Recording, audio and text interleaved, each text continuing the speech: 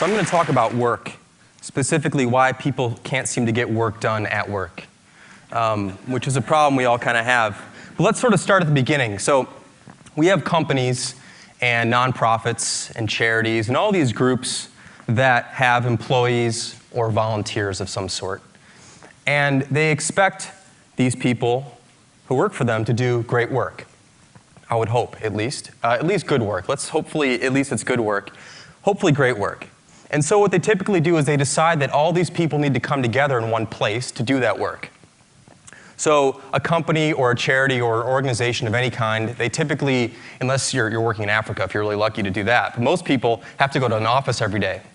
And so these companies, they build offices. They go out and they buy a building, or they rent a building, or they lease some space, and they fill this space with stuff. They fill it with tables or desks, chairs, computer equipment, software, internet access, maybe a fridge, maybe a few other things. And they expect their employees or their volunteers to come to that location every day to do great work. It seems like it's perfectly reasonable to ask that. However, if you actually talk to people and even question yourself, and you ask yourself, where do you really want to go when you really need to get something done? You'll find out that people don't say what businesses think they would say. If you ask people the question, where do you really need to go when you need to get something done, you typically get three different kinds of answers. One is kind of a place or a location or a room. Another one is a moving object. And a third is a time. So here's some examples. When I ask people, and I've been asking people this question for about 10 years, I ask them, where do you go when you really need to get something done? I'll hear things like the porch, the deck, the kitchen. I'll hear things like an extra room in the house, the basement, the coffee shop, the library. And then you'll hear things like the train, a plane, a car, so the commute. And then you'll hear people say, well, it doesn't really matter where I am as long as it's really early in the morning or really late at night or on the weekends. You almost never hear someone say the office. But businesses are spending all this money on this place called the office, and they're making people go to it all the time, yet people don't do work in the office. What is that about? Like, why is that? Why is that happening? And what you find out is if you dig a little bit deeper, you find out that people, this is what happens. People go to work, and they're basically trading in their workday for a series of work moments. That's what happens at the office. You don't have a work day anymore. You have work moments. It's like the front door of the office is like a Cuisinart. And you walk in, and your day is shredded to bits. Because you have 15 minutes here, and 30 minutes there, and then something else happens, and you're pulled off your work, and you got to do something else, and you have 20 minutes, then it's lunch. Then you have something else to do, and then you got 15 minutes, and someone pulls you aside and asks you this question, and before you know it, it's 5 p.m., right? And you look back on your day, and you realize that you didn't get anything done, right? I mean, we've all been through this. We probably went through it yesterday, or the day before that. You look back on your day, and you're like, I got nothing done today. I was at work. I sat at my desk. I used my expensive computer. I used the software they told me to use. I went to these meetings I was asked to go to. I did these conference calls. I did all this stuff, but I didn't actually do anything. I just did tasks. I didn't actually get meaningful work done. And what you find is that, especially with creative people, designers, programmers, writers, engineers, thinkers, that people really need long stretches of uninterrupted time to get something done. You cannot ask somebody to be creative in 15 minutes and really think about a problem. You might have a quick idea, but to be in deep thought about a problem and really consider a problem carefully, you need long stretches of uninterrupted time. And even though the workday is typically 8 hours, how many people here have ever had 8 hours to themselves at the office? How about 7 hours? 6? 5? 4? When's the last time you had 3 hours to yourself at the office? 2 hours? 1 maybe? Very, very few people actually have long stretches of uninterrupted time at an office. And this is why people choose to do work at home, or they might go to the office, but they might go to the office really early in the day, or late at night when no one's around, or they stick around after everyone's left, or they go in on the weekends, or they get work done on the plane, or they get work done in the car or in the train because there are no distractions. Now, there are different kinds of distractions, but there aren't the really bad kind of distractions, which I'll talk about in just a minute. And this sort of whole phenomenon of having short bursts of time to get things done reminds me of another thing that doesn't work when you're interrupted, and that is sleep. I think that sleep and work are very closely related. And it's not just that you can work while you're sleeping and you can sleep while you're working. That's not really what I mean. I'm talking specifically about the fact that sleep and work are phase-based or stage-based events. So sleep is about sleep phases or stages. Some people call them different things. There's 5 of them. And in order to get to the really deep ones, the really meaningful ones, you have to go through the early ones. And if you're interrupted while you're going through the early ones, so if someone bumps you in bed or there's a sound or whatever happens, you don't just pick up where you left off. If you're interrupted and woken up, you have to start again. So you have to go back a few phases and start again. And what ends up happening, sometimes you might have days like this where you wake up at 8 in the morning or 7 in the morning or whenever you get up and you're like, man, I didn't really sleep very well. I did the sleep thing, I went to bed, I laid down, but I didn't really sleep. Because sleep is not, people say you go to sleep, but you really don't go to sleep. You go towards sleep. It just takes a while. You got to go through these phases and stuff. And if you're interrupted, you don't sleep well. So how do we expect, does anyone here expect someone to sleep well if they're interrupted all night? I don't think anyone would say yes. Why do we expect people to work well if they're being interrupted all day at the office? How can we possibly expect people to do their job if they're going to the office to be interrupted? That doesn't really seem like it makes a lot of sense to me.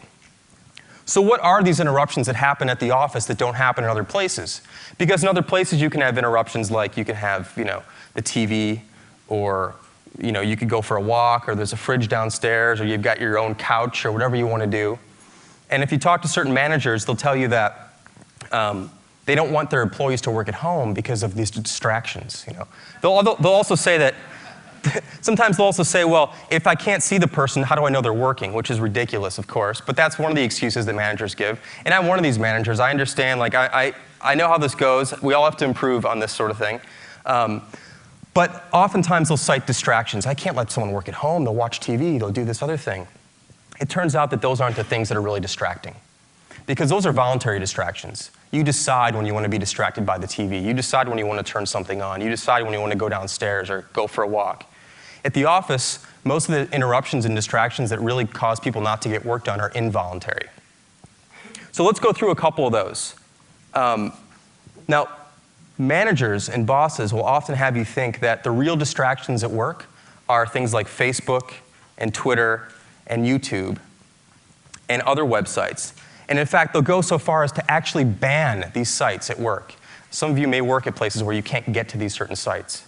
I mean, is this China? What the hell is going on here? You can't go to a website at work and that's the problem? That's why people aren't getting work done, because they're going to Facebook and they're going to Twitter? That's kind of ridiculous. It's a total decoy. And today's Facebook and Twitter and YouTube, these things are just modern day smoke breaks. No one cared about letting people take a smoke break for 15 minutes 10 years ago. So why does everyone care about someone going to Facebook here and there, or Twitter here and there, or YouTube here and there? Those aren't the real problems in the office. The real problems are what I like to call the M&Ms, the managers and the meetings. Those are the real problems in the modern office today. And this is why things don't get done at work. It's because of the M&Ms.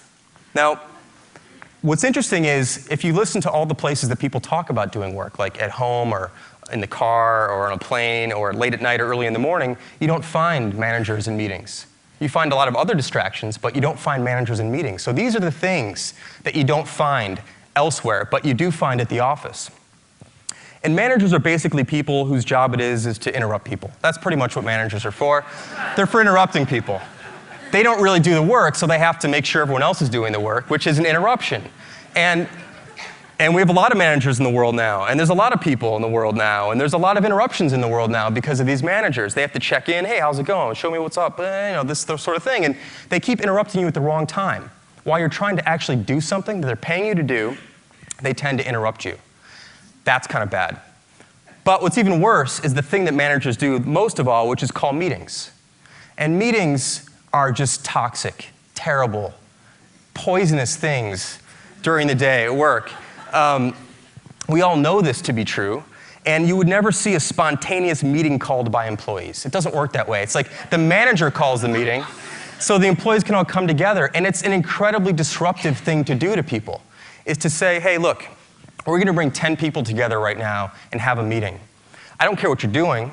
Just you got to stop doing what you're doing so you can have this meeting. I mean, what are the chances that all 10 people are ready to stop?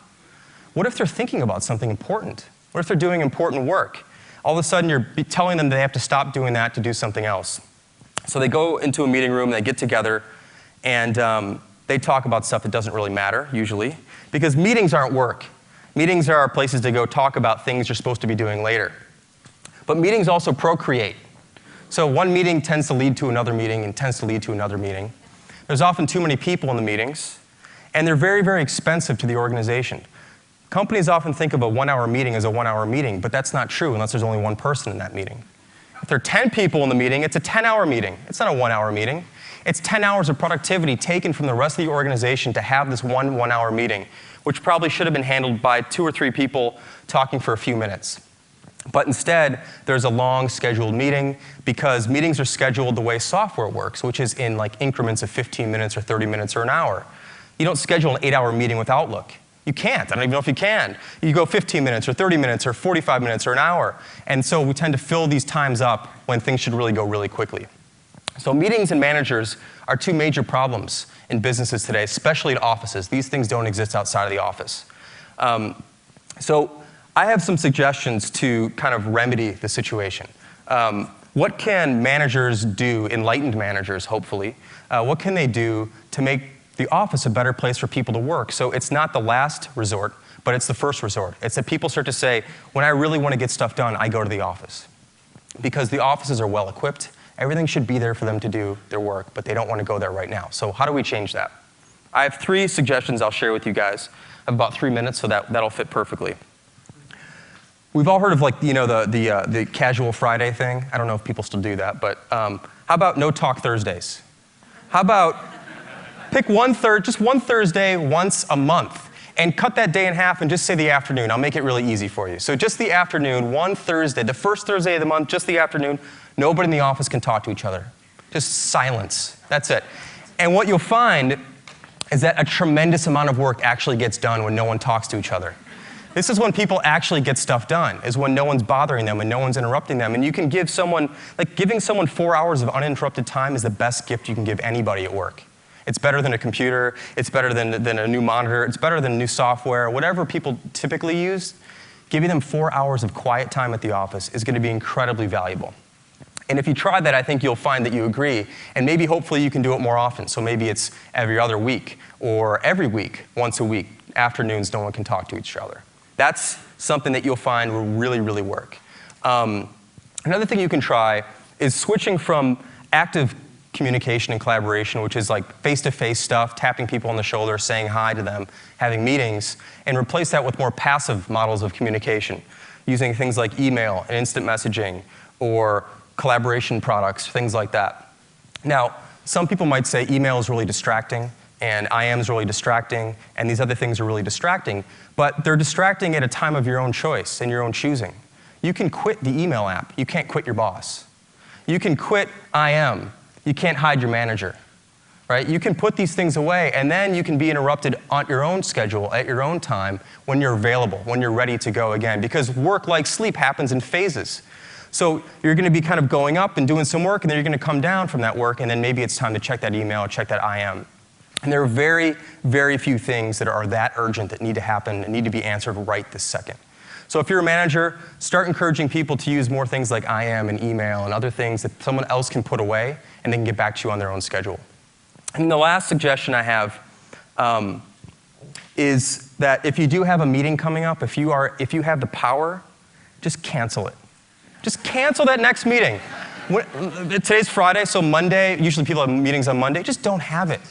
Now, I don't mean like move it. I mean just erase it from memory, it's gone, and you'll find out that everything will be just fine.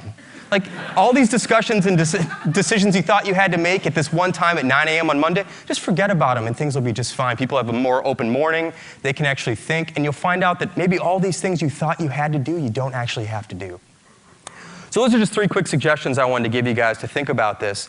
And I hope that some of these ideas were at least provocative enough for managers and bosses and business owners and organizers and people who are in charge of other people to think about laying off a little bit and giving people some more time to get some work done. And I think it'll all pay off in the end. So thanks for listening.